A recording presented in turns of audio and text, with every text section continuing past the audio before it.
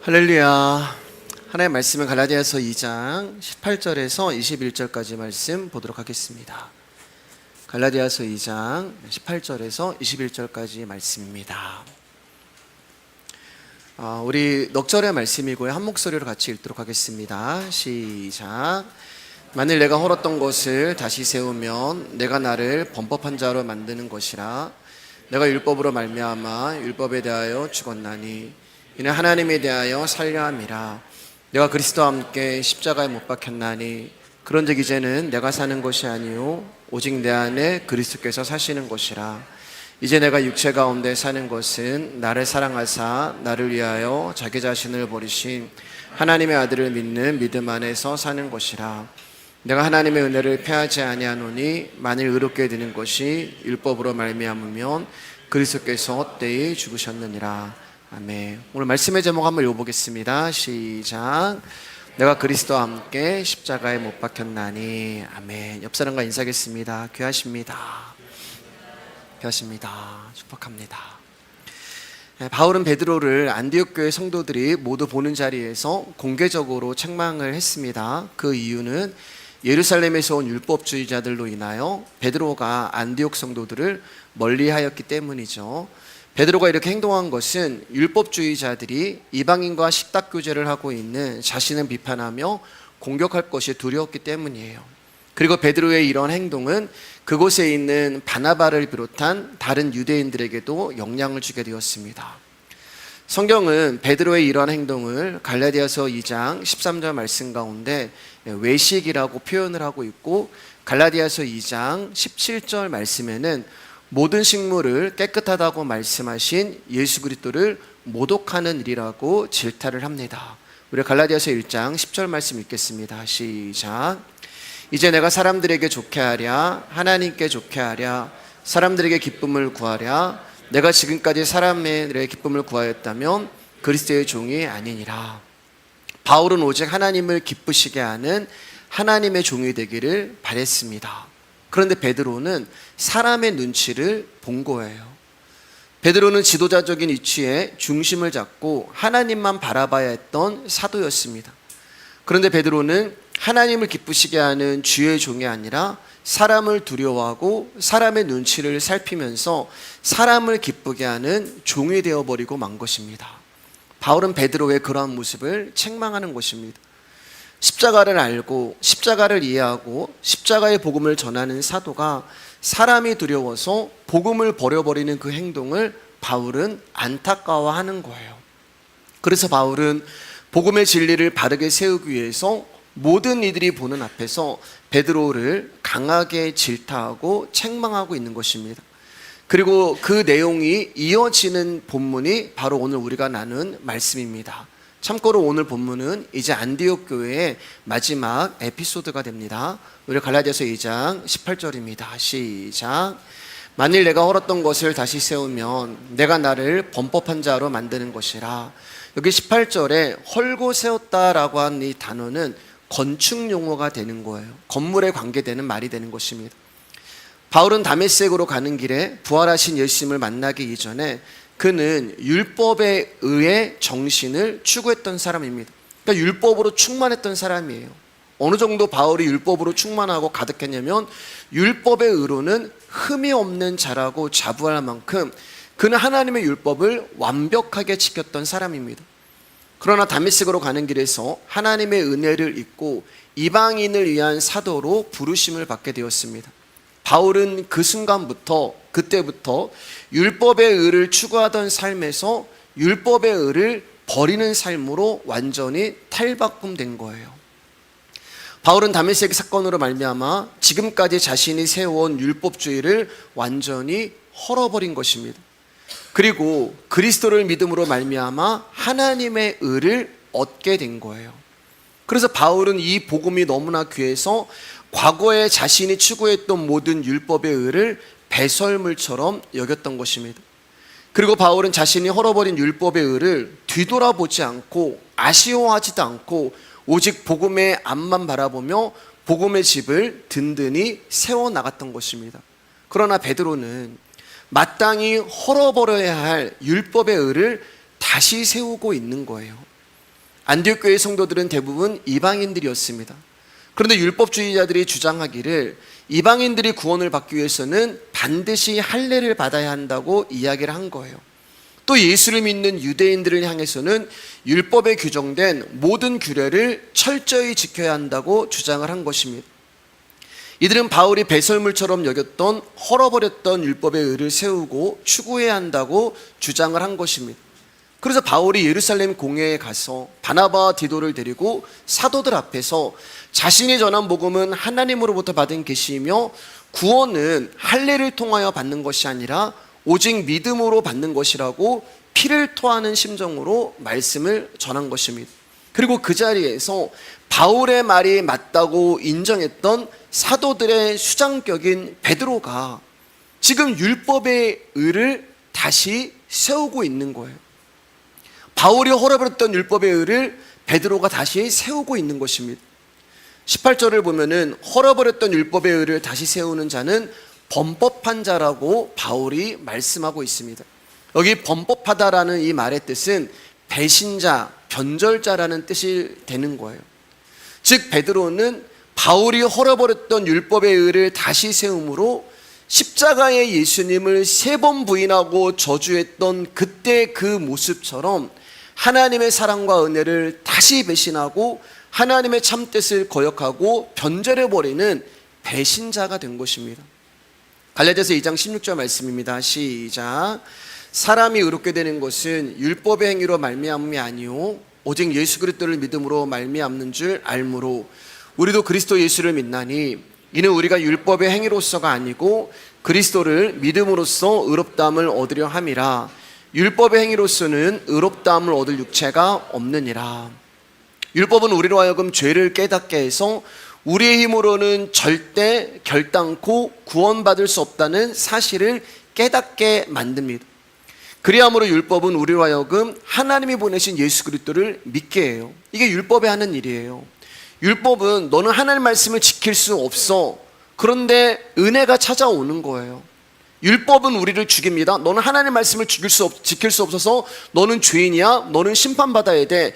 그러한 우리 가운데 은혜가 찾아오시는 거예요. 그래서 구약 가운데서는 율법이 우리를 하나님의 말씀으로 너는 죄인이라는 것을 드러내게 하는데 신약에서 예수 그리스도가 우리를 그 율법 또 다른 말씀이 찾아오시는 거예요. 첫 번째 말씀은 우리를 죽이지만 두 번째 말씀은 우리를 살린단 말입니다. 이게 율법이 하는 일이에요. 베드로 역시 율법이 아닌 예수 그리스도를 믿음으로 구원을 얻은 자입니다.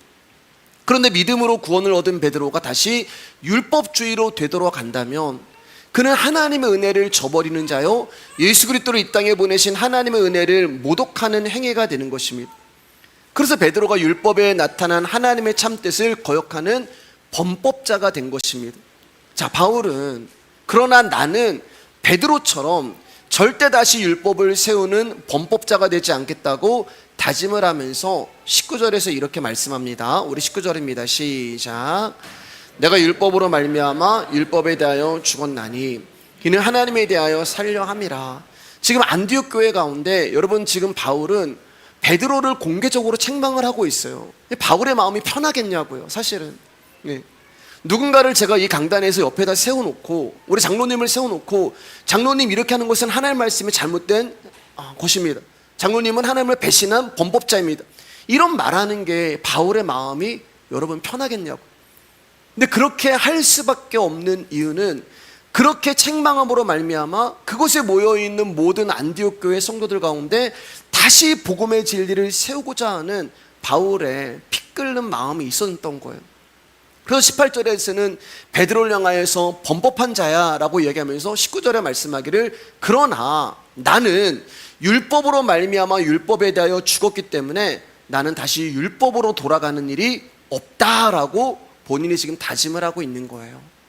19절에서 죽었다라고 하는 말씀은 완전히 관계를 끊어버렸다라는 뜻이 됩니다. 무슨 말이에요? 율법은 더 이상 나에게 영향을 주지 않는다.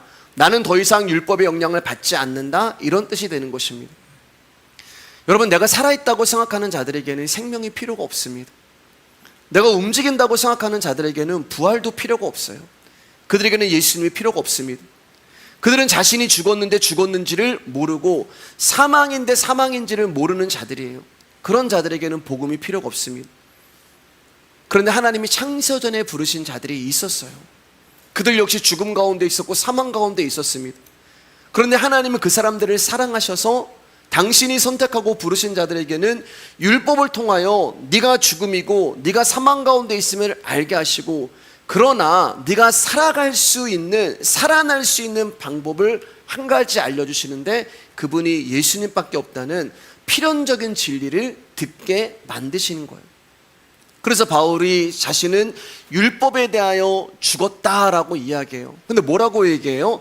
그러나 나는 하나님이 나를 살리셨다. 무엇으로요? 예수 그리스도로 말미암아. 즉 예수의 생명이 나를 살게 하는 것이지 율법이 나를 살게 하는 게 아니야. 율법은 나를 죽이는 거야. 그래서 나는 나를 죽음으로 만드는, 사망으로 만드는 율법의 자리로 나는 다시는 돌아갈 수가 없다. 그렇게 다짐을 하는 거예요. 바울은 율법으로 말미암아 율법을 향하여 죽었습니다. 사망의 이유도 율법이고 죽음의 원인도 율법이라는 거예요. 율법을 지키고 율법을 애쓰면 생명을 얻은 줄 알았는데 결국 그 율법이 우리에게 주는 것은 죽음이란 말입니다. 근데 그 죽음의 자리에 예수님이 찾아오셔서 저와 여러분들을 살려내시는 거예요. 우리 마태복음 12장 9절에서 10절 말씀 한번 보겠습니다. 시작. 거기에서 떠나 그들의 회당에 들어가시니 한쪽 손 마른 사람이 있는지라 사람들이 예수를 고발하여 하여 물어 이르되 안식일에 병 고치는 것이 옳으니까. 지금 바리새인들은 율법을 가지고 예수님을 공격합니다. 예수님이 안식일에 병든 자를 고치는 문제를 가지고 지금 예수님을 고발하고 있는 거예요. 그들은 예수님께 안식일에 병 고치는 것이 옳은지를 묻습니다. 왜냐하면 유대인의 율법에는 안식일에 병 고치는 것을 금하고 있기 때문에 그래요. 그런데 특별한 경우가 있어요. 어떤 경우냐면은 목숨이 위태로운 상황이라면 아무리 안식일이라고 해도 그 사람의 생명을 구하는 일은 허용이 되었습니다. 예수님이 지금 안식일 날 손 마른 병 걸린 사람을 고쳐주었어요. 근데 이게 문제가 된 거예요. 왜냐하면 손 마른 병은 손에 마비가 오는 병인데 이 병은 비록 손에 장애는 있지만 당장 뭐예요? 죽을 병이 아니란 말이에요. 쉽게 말해서 안식일 날 고치지 않아도 그 다음날 고쳐줘도 되는 병이란 말입니다. 근데 예수님이 지금 생명이 위태롭지도 아니하는 이 손 마른 병 걸린 사람을 안식일 날 고쳐준 거예요. 옳지, 너 율법 어겼어. 그래서 그 율법을 어긴 모습을 가지고 예수님을 공격하고 있는 것입니다. 이것이 율법주의자들이 예수님을 공격하는 거예요. 그러자 예수님이 이렇게 말해요. 우리 11절 12절입니다. 시작. 예수께서 이르시되 너희 중에 어떤 사람이 양 한 마리가 있어 안식일에 구덩이에 빠졌으면 끌어내지 않겠느냐? 사람의 양보다 얼마나 더 귀하냐? 그러므로 안식일에 선을 행하는 것이 옳으니라 하시고, 율법 가운데 안식일에 양이 구덩이에 빠지면 또 유대인의 율법에는 그 양을 구덩이에서 끌어내라는 법이 있어요. 안식일날 양을 끌어내라는 법을 만든 이유는 목축업을 하는 유대인들 가운데 양이라고 하는 동물은 큰 재산이었기 때문에 그렇습니다. 때문에 안식일날 양들을 위험에서 끌어내리라는 것은 자신들의 재산에 손해가 발생할 수 있는 경우를 미연에 방지하려고 이런 율법을 만든 거예요. 그러니까 율법주의자들은 안식일이라고 해도 자신들의 재산에 손해가 된다면 구덩이에 빠진 양을 끌어내는 것이 옳다고 여기는 자들이었어요. 그런데 양은 그렇게 소중히 생각하는 그들이 안식일 날 손 마른 사람의 고통은 외면하고 마음에 두지 않는 것입니다. 왜요? 율법에 그렇게 말씀하셨기 때문에 그래요. 이게 율법이 우리를 묶는 것이고 율법이 우리를 죽음에 이르게 만들어 버리는 거예요. 여러분, 저와 여러분이 죄라는 구덩이에 빠져서 죽어가고 있는 양이란 말이에요. 그 구덩이에서 나오는 것이 안식인데 율법은 어떻게 해요? 우리를 구덩이에서 나오지 못하게 만들어 버리는 거예요. 법보다 큰 존재가 사람입니다. 하나님이 우리에게 법을 주신 이유는 사람에게 안식을 주기 위해서 주신 것이지 사람을 묶어버리기 위해서 법을 주신 것이 아니란 말이에요. 즉 안식일보다 더 중요한 것이 안식하는 사람이라는 거예요. 근데 율법주의자들은 어디를 더 중요하게 봤어요? 사람보다 안식일을 더 중요하게 봤어요. 안식일보다 안식하는 사람에게 더 마음이 있는 것이 하나님의 법이고 하나님의 마음인데, 이 율법 안에 담겨있는 하나님의 진심을 알지 못하니까 왜 안식일날 생명이 위중하지도 아니하는 그 손마른 사람을 고쳐줬냐? 너는 죄인이다, 너는 법을 어겼다 하며 예수님께 시비를 걸고 있는 거예요. 여러분, 사람이 양을 구할 때 그 양을 사랑해서 구하는 게 아니란 말입니다. 유대인들이 양을 구하는 이유는 그 양을 사랑해서 구하는 게 아니라 내 재산에 손해를 안 보려고 그 양을 구하는 거예요. 그런데 여러분, 하나님은 우리가 구덩이에 빠져도 하나님에게 손해되는 것은 하나도 없으십니다. 근데 어떻게 하셨어요? 그분이요, 우리를 구덩이에서 건져주시기 위해서 당신의 생명을 주신 거예요. 아무 상관없는 우리를 구하기 위해서 당신의 생명을 주신 거예요. 여러분, 이 은혜를 어떻게 설명할 수가 있겠어요? 이유가 있다면 우리를 사랑하시기 때문에 그렇습니다. 우리를 사랑하시기 때문에 하나님이 당신의 생명을 손해보시면서까지 저와 여러분들을 구덩이에서 건지시는 거예요. 진심으로 우리를 사랑하시기 때문에 당신이 정하신 율법을 스스로 어기시면서까지 우리를 살려내시는 것입니다. 왜냐하면 저와 여러분들이 창세전에 선택하시고 부르신 하나님의 잃어버린 어린 양이 되기 때문에 그래요. 여러분, 하나님은 우리를 그런 존재로 보시는 거예요. 구덩이에 빠져서 죽어가고 있는 존재, 늪에 빠져서 죽어가고 있는 존재, 당장 당신이 손을 내밀어 주지 않으시면 죽을 수밖에 없는 존재로 하나님은 저와 여러분들을 바라보고 계시는 것입니다. 이것이 하나님의 자비고 긍휼이고 안식이고 제사가 되는 것입니다. 이것이 예수님의 은혜고 예수님의 십자가고 이것이 율법 안에 담겨있는 하나님의 사랑이란 말입니다. 이 은혜를 바울이 받은 거예요. 다메섹 이전에는 이 안식일날 바리새인들처럼 예수님을 시비했던 그런 자인데, 그 율법 안에 담겨있는 예수 그리스도의 사랑을 만난 이후에 바울은 내가 지금까지 쌓았고 지금까지 추구했던 모든 율법의 의를 헐어버리고 나는 다시 율법으로 돌아가는 일은 없을 거야 라고 다짐을 하는 것입니다. 갈라디아서 2장 20절입니다. 시작. 내가 그리스도와 함께 십자가에 못 박혔나니 그런즉 이제는 내가 사는 것이 아니요 오직 내 안에 그리스도께서 사시는 것이라. 이제 내가 육체 가운데 사는 것은 나를 사랑하사 나를 위하여 자기 자신을 버리신 하나님의 아들을 믿는 믿음 안에서 사는 것이라. 그러면서 바울이 고백하기를 나는 그리스도와 함께 십자가에 죽었다, 이렇게 고백을 하는 거예요. 내가 왜 다시 율법으로 못 돌아가는지 아니? 나는 예수 그리스도와 함께 십자가에 죽었기 때문이야. 그런데 여러분, 바울은 예수님의 십자가 근처에도 가보지 않은 사람이에요. 십자가를 보지도 않은 사람입니다. 어떻게 생겼는지도 모르고 십자가에 죽으신 예수님을 본 적도 없어요. 그런데 그러한 바울이 뭐라고 얘기하냐면은 내가 그리스도와 함께 십자가에 못 박혔다, 이렇게 고백을 해요. 그러면 성경은 하나님과 나의 이야기이기 때문에 여기 내가라고 하는 1인칭 존재는 이 갈라디아에서는 바울이 되지만 말씀을 듣는 저와 여러분에게는 내가 되는 거예요. 그래서 내가 김길용이 여러분이 그리스도와 함께 십자가에 못 박아 죽었다라는 고백이 나오는 것입니다. 근데 여러분, 우리 역시 십자가 근처에도 가보지 않은 사람입니다. 십자가는 2000년 전에 세워졌잖아요. 우리는 솔직히 예수님의 십자가가 어떻게 생겼는지 구경해 본 적도 없는 사람입니다. 근데 성경은 뭐라고 우리를 인정해 주신다고요? 너 그리스도가 십자가에 못 박아 돌아가실 때 너도 거기에 있었어. 그렇게 하나님이 우리를 인정해 주시는 거예요. 내 아들 예수가 십자가에서 못 박혀 죽을 때 사랑하는 누구야? 너도 그때 거기에 함께 있었다. 그래서 저와 여러분들이 구원을 얻은 것입니다. 뭘 해서 구원을 얻은 게 아니고 율법을 지키고 율법을 따라서 구원을 얻은 게 아니라 예수 그리스도가 2000년 전에 십자가에 죽을 때 하나님이 너 거기에 있었어 라고 인정을 해줘 주셨기 때문에 저와 여러분들이 구원을 받은 거예요.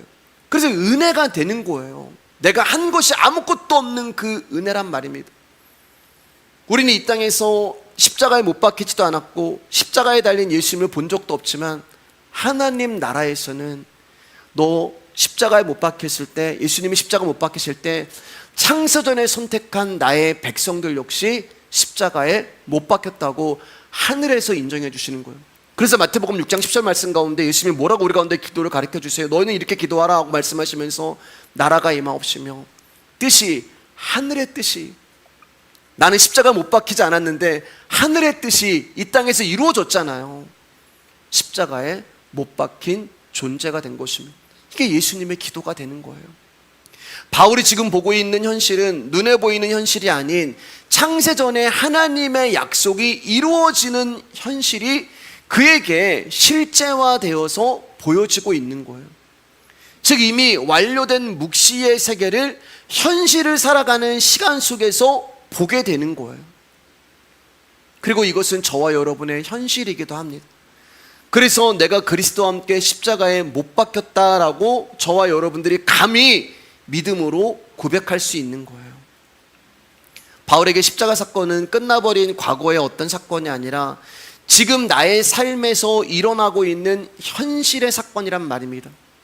즉 2000년 전에 예수라는 존재가 십자가에 달려 죽으심으로 우리가 구원을 얻은 것은 나와 아무 상관이 없는 다른 나라의 이야기, 과거의 이야기, 다른 사람의 이야기가 아니라 오늘을 살아가고 있는 나의 현실이요 삶이라는 거예요.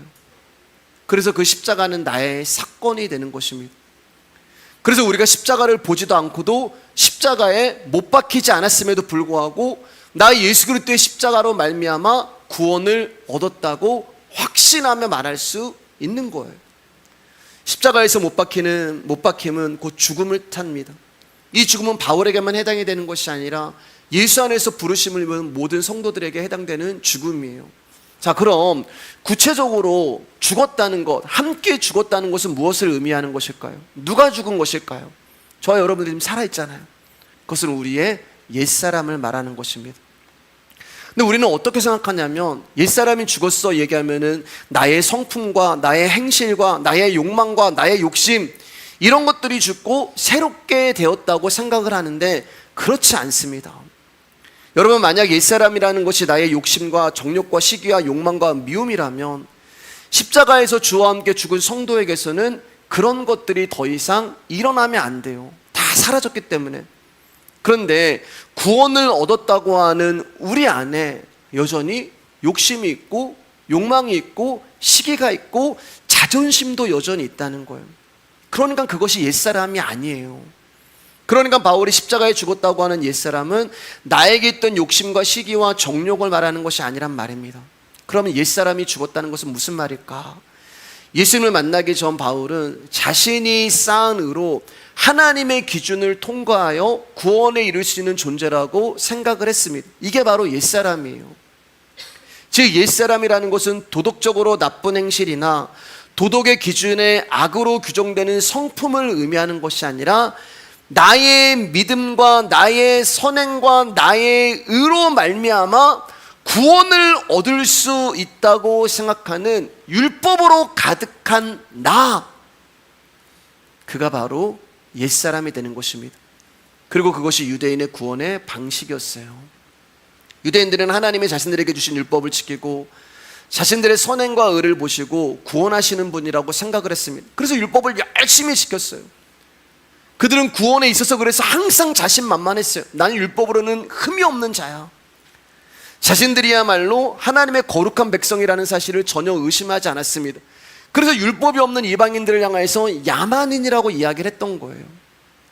왜냐하면 율법을 실천하기 위해 애를 쓰는 그 모습이 그들에게는 항상 하나님의 백성이라는 증거로 남아있었기 때문에 그렇습니다. 그게 옛사람이라는 거예요. 따라서 주와 함께 십자가에 못 박혀 죽었다는 옛사람은 인간이 어떤 노력을 다한다고 해도 의를 생산할 수 없는 존재이고, 따라서 인간의 의가 아닌 다른 의가 아니면 구원의 가능성이 있을 수 없음을 깨달은 그 진리가 되는 것입니다. 여러분, 그가 어떤 사람이라고 해도 그가 평생 교회를 다닌 사람이고 목사라 해도 장로라 해도 인간이 행하는 선이 하나님께 기쁨이 되고 또한 성도라는 증거물이 되는 것으로 여긴다면 그는 주와 함께 십자가를 못 박은 자가 아니란 말입니다. 못 박힌 적도 없는 사람이에요. 여전히 나의 어떠함과 나의 행위로 구원을 얻을 수 있다고 생각하는 사람은 십자가를 모르는 사람이에요. 그러므로 자신의 행함으로 말미암아 의롭게 살려고 하는 것이 아니라 예수님의 의를 믿고 의지하며 예수님만 자랑하는 자가 십자가의 주와 함께 죽고 그 안에 그리스도가 살아계신다는 증거가 되는 거예요. 그러니까 잘 보시란 말이에요, 여러분. 내 입이 무엇을 이야기하는지, 나를 이야기하는지, 예수를 이야기하는지 내가 분별할 수 있단 말입니다. 두 번째, 나를 사랑하사라는 말은 하나님의 나를 사랑하셨다는 것입니다. 우리를 향한 하나님의 사랑이 당신의 아들 예수를 십자가에 난도질하게 하셨고, 우리를 향한 하나님의 사랑이 당신의 독생자를 십자가에 처참하게 죽이셨다는 것. 이 사랑을 바울이 깨달았기에 율법으로 흠이 없는 자신을 버리고 예수 그리스도를 붙든 거예요. 이 사랑을 아니까 자신이 세상에서 그토록 쌓아 올리려고 했던 붙들었던 모든 것들을 다 무가치하게 여기고 배설물로 여겼던 것입니다. 그래서 바울이 나는 율법으로 돌아가지 않겠다고, 나는 오직 믿음으로만 살겠다고 고백을 하는 거예요. 세상의 그 어떤 것으로 살지 않고 오직 십자가로만 살겠다고 다짐을 하는 것입니다. 이게 십자가에 못 박히는 거예요. 지금 바울이 이 고백을 안디옥 성도들 가운데, 또 예수를 믿는 유대인들 가운데 가슴을 치면서 피를 토하는 심정으로 선포를 하고 있는 거예요. 이처럼 바울은 자신의 모든 삶을 자기 안에 있는 그리스도께서 사시는 것으로 바라봤습니다. 그의 모든 행동 안에는 그리스도가 있었고 믿음이 있었으며 그가 향하는 것은 세상이 아니라 하나님 나라임을 드러내고 있는 거예요. 세 번째로 믿음 안에서라는 말이 나와요. 정확한 뜻은 하나님의 아들의 믿음 안에서. 그러니까 저와 여러분들이 구원을 얻고 하나님의 백성이 될 수 있는 것은 내 믿음 때문이 아니란 말입니다. 내가 믿어서 구원을 받은 게 아니란 말이에요. 저와 여러분들이 구원을 얻고 하나님의 백성이 될 수 있는 것은 우리를 사랑하셔서 자신을 버린 아들의 믿음 때문에 저와 여러분들이 구원을 얻은 거예요. 우리의 믿음으로 예수를 믿었어, 우리의 믿음으로 교회를 나왔어, 우리의 믿음으로 구원을 받았어. 아니요. 하나님 아버지의 믿음이 우리를 찾아오셨고, 하나님 아버지의 믿음이 우리를 불러내 주셨고, 하나님 아버지의 믿음이 우리를 구원하신 것입니다. 하나님의 믿음에 의해서 우리가 하나님의 백성으로 지어져 가고 완성이 되어져 가는 거예요. 따라서 우리는 믿음의 분량을 잴 수가 없는 것입니다. 큰 믿음, 작은 믿음이 없어요. 믿음이 여러 가지 종류가 있는 게 아니에요. 그리고 믿음이 누구는 조금 주어주고 누구는 많이 주어주고 이러지 않아요, 여러분. 저와 여러분이 믿음은 한 믿음입니다. 한 번에 받은 믿음이에요. 그렇기 때문에 누구는 믿음이 좋아, 누구는 믿음이 나빠, 그건 절대 성경적인 말이 아닙니다. 성도는 십자가를 말하는 자가 아니라 십자가를 붙드는 자입니다. 나라는 존재를 그리스도와 함께 날마다 십자가에 못 박는 그 사람이 성도입니다. 사랑하는 여러분, 우리가 하나님께 바칠 것은 내 마음밖에 없는 거예요. 근데 우리의 마음이 어떤 마음이에요? 예수의 피를 믿는 내 마음 안에 욕심도 있습니다. 여전히 정욕도 있어요. 욕망도 있어요. 자존심도 있어요. 시기도 있어요. 그런데 그 안으로 예수의 생명이 들어오셔서 나의 마음을 이끌고 십자가 앞으로 나를 이끌어 가시는 거예요. 그리고 나의 마음을 이끌고 십자가에 올라가셔서 예수님과 함께 십자가에 못 박히심으로 말미암아 내 안에 있는 욕심이 떠나가고 정욕이 사라지고 자존심이 사라지게 하시는 것입니다. 그리고 오직 그 자리에 나를 사랑하신 하나님의 사랑만 가득하게 해주시는 거예요.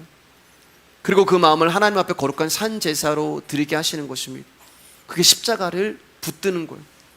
그래서 저와 여러분들은 날마다 죽어야 되는 존재들이에요. 왜냐하면 날마다 내 안에 나라는 성품이 드러나기 때문에. 그래서 바울도 나는 날마다 죽노라 얘기하는 거예요.